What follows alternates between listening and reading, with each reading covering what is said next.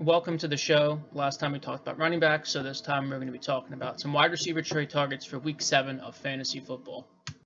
Unlike last video with the running backs, this is primarily going to be buys for wide receivers. I haven't really noticed anyone I'm super keen on selling, but I do have a few guys that I'd be looking to either buy or pick up.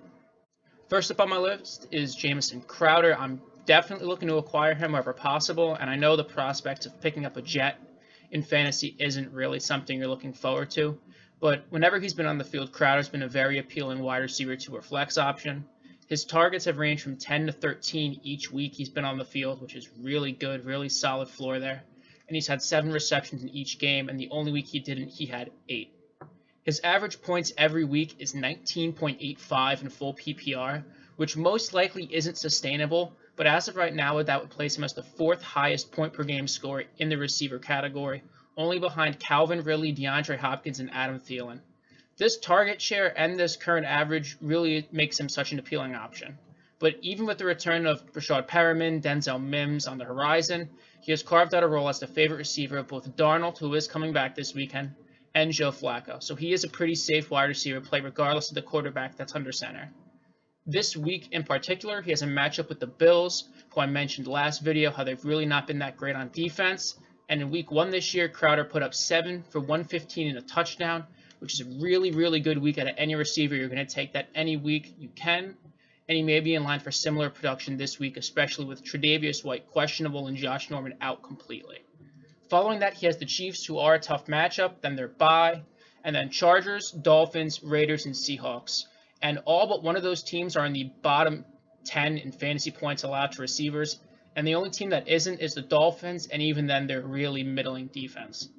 And just for some comparison to last year he had 122 targets, which would put him at 16th overall for receivers, and that was including games he missed last year. So that's a really respectable number. All in all, I'm definitely looking to pick up Jamison Crowder. Going to be a really good floor with a pretty damn good ceiling for a wide receiver too, or a flex play moving forward. Next up is scary Terry McLaurin, and the only scarier thing than him is the actual Washington football team. And I know trying to buy a football player, is that what you call someone on that team now, isn't really appealing, but Terry's an absolute fucking beast. He's QB proof, he's an absolute stud, and he pretty much produces every time he's on the field. Over the past 4 weeks, he's second in wide receivers in total targets with 41, only behind Keenan Allen, and Keenan Allen got fucking funneled 16 targets that 1 week with Justin Herbert, and is tied for 4th in terms of total target share for receivers with 28%. Terry's floor is well established at 11 to 12 points, with the only outlier coming against the Rams and Jalen Ramsey. And even though that's a bad production week, you really can't get mad at a guy for struggling against one of the best corners in the NFL. Floor 7 targets so far, with the higher limit looking to be 14, so he's probably going to be in that Jamison Crowder range of targets with maybe a slightly lower floor, but he can produce like crazy. And next week matchup against the Dallas Cowboys is a very juicy one. They generally suck ass at defense, and they've allowed the 5th most fantasy points to receivers in full PPR.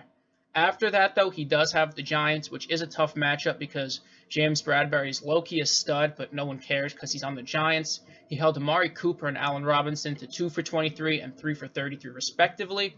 But once you follow that up, he has Detroit, Cincy, and Dallas again. 2 great matchups and 1 decent one, which is heavily enticing. He is still the wide receiver 14 in full PPR despite only scoring once, which is really, really impressive, which shows he's getting it done with just pure catches and yards and volume and not being super touchdown dependent like other guys might be in that top 12, top 15 range.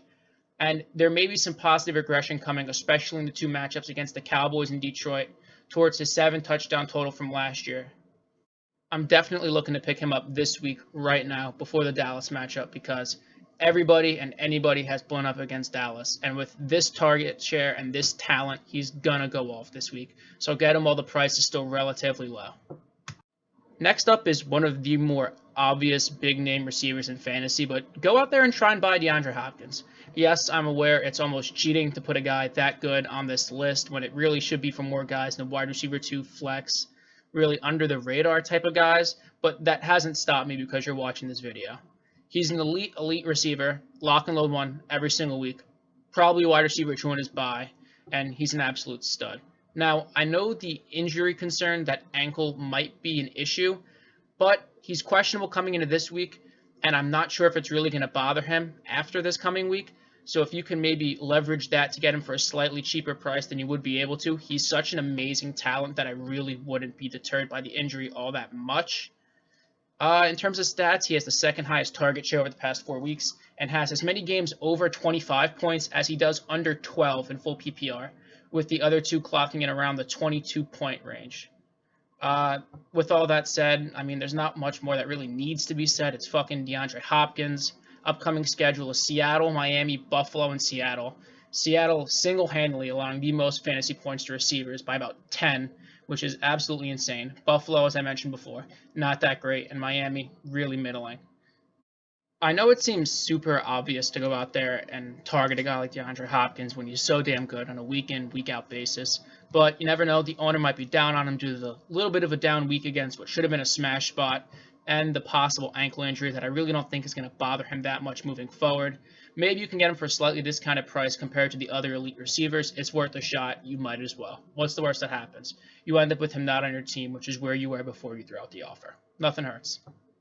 And the final guy on this list, kind of regrettably, is Mr. Big Chest, Antonio Brown, cryo-freezing his feet off. It's this guy. I know he's the last person that we really want to talk about because of all the antics and the problems that come along with him and having him on both an NFL team and a fantasy roster, but he needs to be talked about. This guy, when he is on the field and not absolutely losing his mind, is a mercurial talent. He's one of the best receivers in football, if not the best, when he's actually on the field.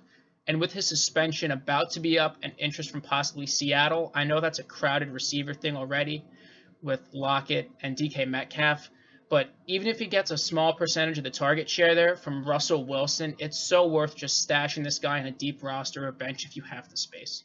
What's the worst that happens? If he doesn't play, you drop him and no harm, no foul. Nothing's really lost.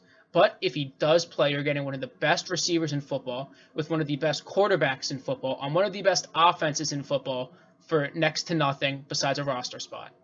It's so worth going and picking this guy up, even if he ends up doing nothing. You never know, and you don't want to be that guy that missed out on a possible wide receiver one talent because you were afraid.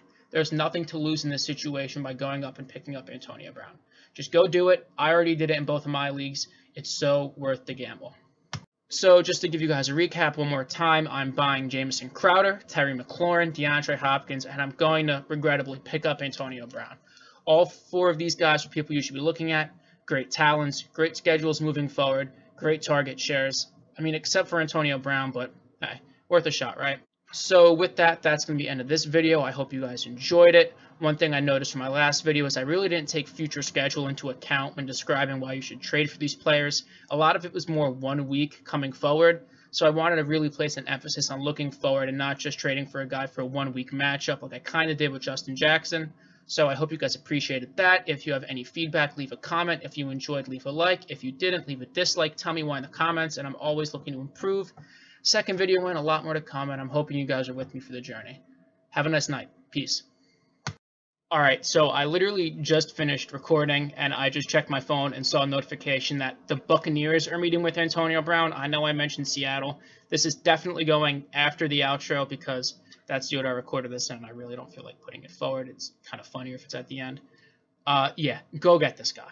Russell Wilson, that offense, really good. But if you put this guy with Mike Evans, Chris Godwin, the half zombie of Gronk, and Tom Brady with a pretty damn good offensive line and what looks to be a solid running back in Ronald Jones, he's going to produce. He might not put up wide receiver one numbers because it's so crowded.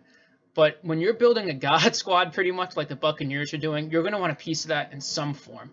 So please go smash the add button, go smash the claim button, go smash the trade button, go smash fucking anything you need to do to get Antonio Brown on your roster.